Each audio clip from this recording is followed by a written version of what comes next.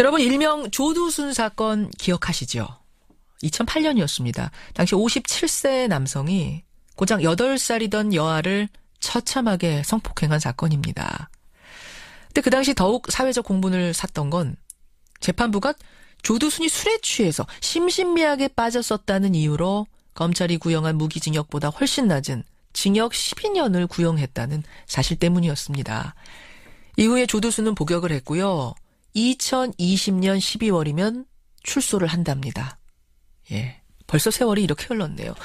때문에 더 늦기 전에 이 사건을 재심해야 되는 거 아니냐 이런 여론이 일고 있습니다. 청와대 게시판에는 조두순의 재심을 요구하는 청원글이 올라왔고 제가 어젯밤까지 확인을 했는데 한 20만 명 넘게 지금 서명을 한 상태입니다. 하지만요. 현행법상 재심은 어렵습니다. 그렇다면 어떻게 해야 될까요? 조두순 사건의 피해자, 가명이죠. 나영이 아버지는 이 상황을 어떻게 보고 있을까요? 직접 취재를 한 박선영 PD부터 만나보겠습니다. 박선영 PD 어서 오세요. 네, 안녕하세요. 사실은 이제 박선영 PD가 나영이 아버님한테 직접 좀 출연해서 인터뷰해 주십시오라고 요청을 했었는데 사양하셨다고요. 네, 거의 1시간 넘게 통화를 했는데요. 예. 피해 당사자인 나영이가 지금 고3이라 굉장히 예민한 시기이죠. 벌써 고3입니까? 네, 그렇습니다. 네, 특히 아버지가 언론 인터뷰에 직접 나서는 거를 좀 꺼려한다고 해서 인터뷰 요청에는 응하지 않았습니다. 사실은 아버지가 인터뷰를 여러 번 하셨던 분인데 예, 나영이가 벌써 고3. 그러니까 징역 12년형 중에 벌써 9년이 흐른 겁니다. 지금 피해자와 가족들 심경은 어떻다고 하시던가요? 네, 조두순이 실제로 보복을 해올 거다. 이 두려움이 상당했습니다. 아버지께서 이렇게 말씀하셨는데요. 예. 우리는 조두순을 찾기 어렵지만 조두순은 우리를 금방 찾아낼 거다. 정말 공포스럽다. 이런 입장을 전해왔습니다.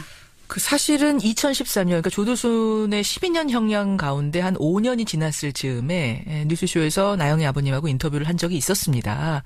그때도 이 출소 문제에 대해서 상당히 겁이 난다. 네, 그렇죠? 맞습니다. 네, 당시 인터뷰를 직접 들어보시죠. 2013년 인터뷰입니다. 아이가 사고 나고 한 2년 뒤에 저한테 그런 얘기를 해요. 앞으로 10년 있으면은 나쁜 아저씨가 이 세상에 나올 텐데 그때 내가 유명해지면은 나를 찾아내기 쉬우니까 나 공부 안 하겠다 이렇게 충격을 받았어요. 그래서 이제 용감하게 살자. 공부 열심히 하면 더 똑똑한 사람이 되면은 무서울 게 뭐 있겠느냐. 그렇죠. 아이로서는 두렵지 않겠습니까? 물론이죠.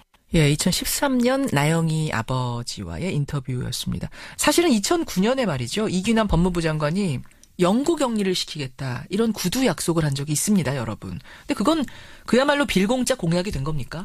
네, 피해자 아버님도 정부에서 약속한 게 전부 다 립서비스였다. 또 심지어는 법으로 어떻게 할 수 없는 거라면 우리 딸의 안전을 위해서라도 내가 먼저 조두순을 찾아가서 공격이라도 하고 싶은 심정이다. 그런 말씀까지. 네, 아주 솔직한 심경이네요. 맞습니다. 네, 오죽했으면 이런 답답함을 저에게 토로하셨습니다.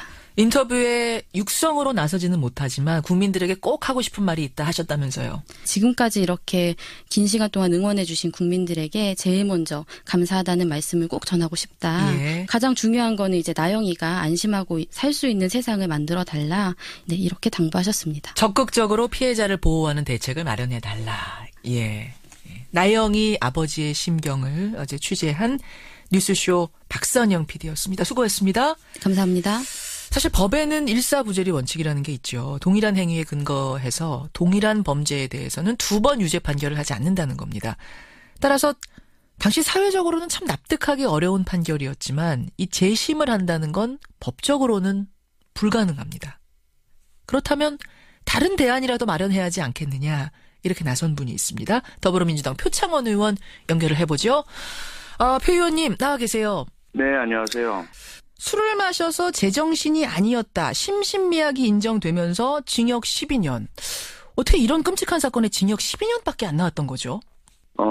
형법 제10조가 좀 지나치게 피고인에게 유리하게 적용된. 그런데 문제는 그걸 주치 만취 상태라서 사리분별을 하기 어려웠다라는 것을 예.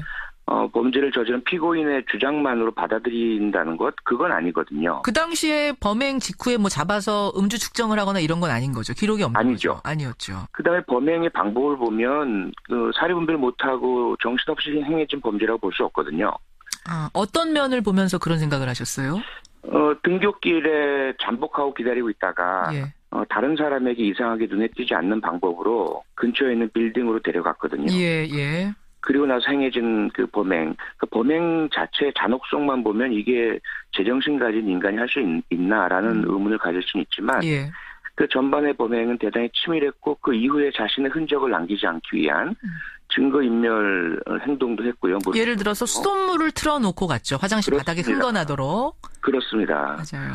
예, 그리고는 자신은 도주해서 자신의 집에 가서 은닉하고 있었고요. 그렇죠. 그렇죠. 이런 거 봤을 때 치밀하고 계획적으로 된 거지 정말 제정신이 아닌 심신미약 만취 상태에서 벌어진 게 맞느냐라는 부분에 의문부호를 찍을 수밖에 없는 상황이었어요. 그럼에도 불구하고 그렇습니다. 감형을 상당히 받은 사건. 그 더 황당한 건요, 표 의원님. 그 당시 12년형이 나왔는데 이거를 피해자 측에서 항소를 한 게 아니라 조두순 측에서 12년형도 많다 이러면서 항소했던 기억이 나요. 네, 가장 큰 문제인데요. 사실 그 재판부는 제가 한번 2심 재판이죠. 항소심 재판 판사를 만나본 적이 있었어요. 그러셨어요. 그랬더니 그 판사는 상당히 억울하다는 항변을 하시면서 예. 우리 형법과 형사소송법상 검사가 그러니까 피해자 측이라고 아까 말씀하셨지만 국가 측이죠. 국가에서 측이죠. 항소를 하지 그렇죠. 않으면 예. 형량을 상향시킬 수는 없습니다. 판사가. 그러니까 항소를 한 측이 네. 검찰이 아니라 가해자가 피의자 측이면 1심보다 더 높은 형을 내릴 수 없는 이런 규칙이 있는 거군요. 네, 불가능합니다. 아. 불가능하고. 왜냐하면 항소를 제기한 측의 그 주장을 받아들일 건지 말 것인지를 판단하는 것이지. 예, 예. 항소를 제기하지도 않았는데 예. 국가 측이건 예. 그 피고인 측이건 그쪽의 사정을 봐줘서 그 뜻이 맞다고 심리를 해주는 것이 아니거든요. 항소심. 그렇군요. 그런데 더 문제는 뭐냐면 사실 1심 재판 때만 해도 이 예. 사건이 알려지질 않았습니다. 여론에. 네, 그래서 사실 조두순이라는 사람이 대단히 좀 뭐랄까요, 영악한 사람이거든요. 그래요. 그 재판정에 나왔을 때는 범행 때와 전혀 다른 모습이었어요. 염색도 하고 안경도 끼고 그래서 피해 어린이가 못 알아볼 정도였거든요. 그러면서 이제 판사에게는 읍소를 하면서 내가 원래 이런 사람이 아닌데 정말 미쳤었나 봅니다. 술을 취해서 전혀 기억도 안 나는데 무조건 잘못했습니다. 용서해 주십시오. 이렇게 이제 모습을 보여대니까. 예, 예. 1심 판사는 사실, 경찰 작성 수사 보고서라든지 이런 부분들만 보고서는 현장을 정확하게 체감을 못하죠. 검찰이 더 문제는 이 조치감경을 깨트리기 위한. 예, 예. 그런 반대 주장을 충분히 못해서 판사 설득을 못한 거거든요. 1심에서는 충분히 이 사건이 알려지지 않았기 때문에 대중들에게. 그렇습니다. 1심에서는 12년형이 확정이 됐고 그 후에 공론화가 되면서 이게 12년형이 말이 되느냐라고 했지만 2심에서는 그보다 더 강한 판결을 내릴 수 없는 법적으로 내릴 수 없는 상황 이렇게 되면서 뭔가 어그러진 거군요. 그렇죠. 그리고 특히 이제 그 수사 중에 사실 피해 어린이의 부모님이 국가를 상대로 손해배상 청구 소송을 냈죠. 예, 예. 왜냐하면 검사가 예. 병원에 와서 조사를 한 것이 아니라 검찰청으로 오라고 했고요. 그것도 가서 바로 한 번에 조사가 끝난 것이 아니에요. 처음 조사를 했는데 예. 녹음 장치에 문제가 있었다라고 하면서 다시 하도록 했고. 맞아요. 기억납니다. 예, 그거. 여러 차례 했습니다. 예, 예, 예.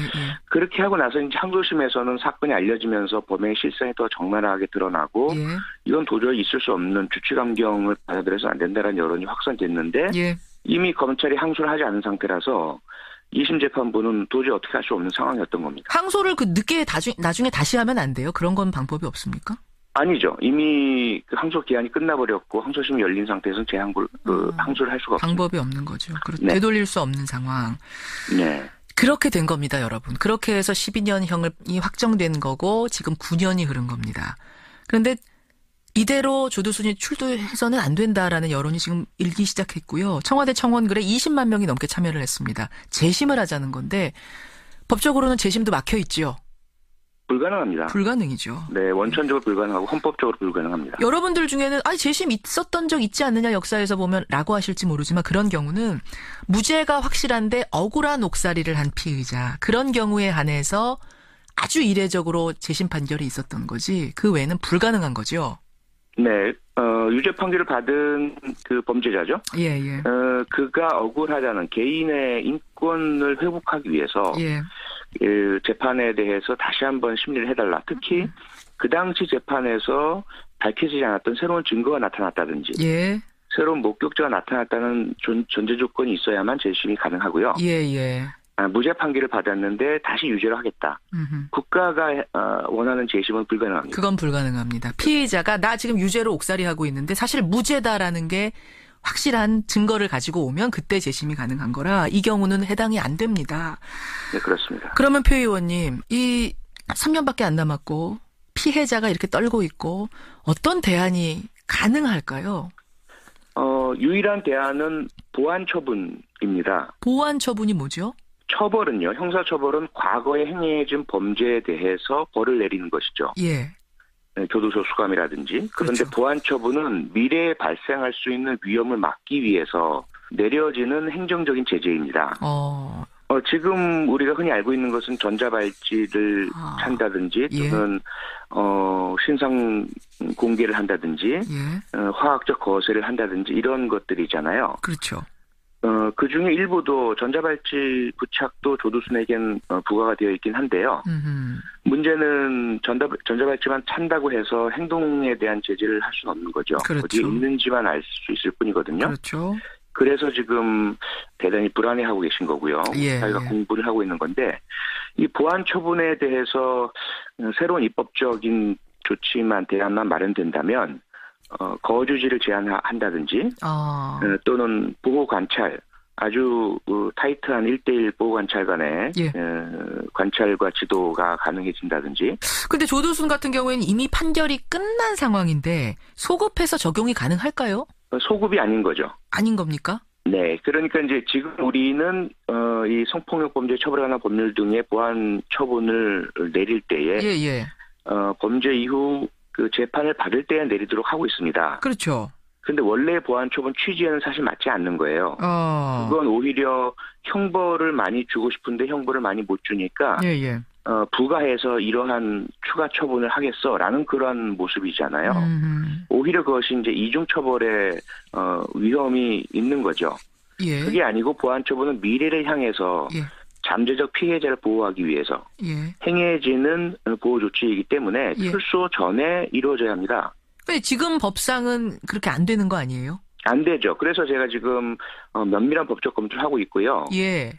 조두순법이라고 불려질 수 있는 미래에 행해질 수 있는 위험을 막기 위해서 또 그 잠재적 피해자를 보호하기 위해서 내려지는 처분이기 때문에 입법만 된다면 막을 수가 있습니다. 3년 안에 조두순 출두하기 전에 이게만 입법이 되면 입법돼서 통과가 되면 조두순부터 적용이 가능하단 말씀이군요. 그렇습니다. 알겠습니다. 여러분의 의견들 보내주십시오. 표창원 의원님 고맙습니다. 네, 고맙습니다. 더불어민주당 표창원 의원이었습니다.